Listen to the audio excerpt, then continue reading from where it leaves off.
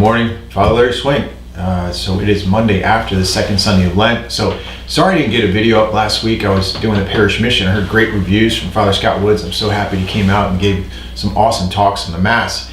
And so just want to a couple things to reflect on this week. Why the Transfiguration, the Gospel for this week. And one of the virtues that we need in order to persevere in the Christian life is hope. Hope is knowing that God will give us the grace to persevere in our struggle to get to heaven, essentially. It's probably a simple definition of hope. And he had just told, if you look at the Bible in this one particular passage of Luke, he had just told them, and it's not in the passage, but prior to this passage, he just told them that he would die and that he would rise from the dead, and that they too would have to take up their crosses daily and follow him. And he's actually speaking to us. And the bad news is that in order to get to heaven, we have to carry our cross. The good news is that the cross leads us to heaven. And so he appeared to them in a glorious fashion. They got a glimpse of heaven.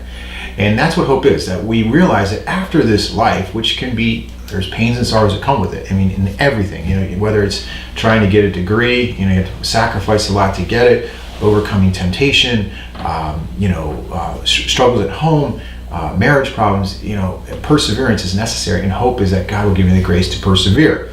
And that's what happened. And so it's so much so that when St. Peter, his response to this was, Lord, it is good that we are here. He had this consolation.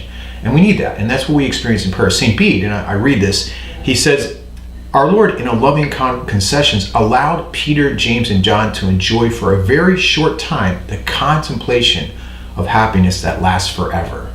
He let them see for a moment what's waiting for them if they just persevere. So as we enter into this, third week of Lent, or the second full week actually, persevere. I know sometimes someone came to my office this morning like, wow, I'm just having such a dry Lent. Well, that's what it's like.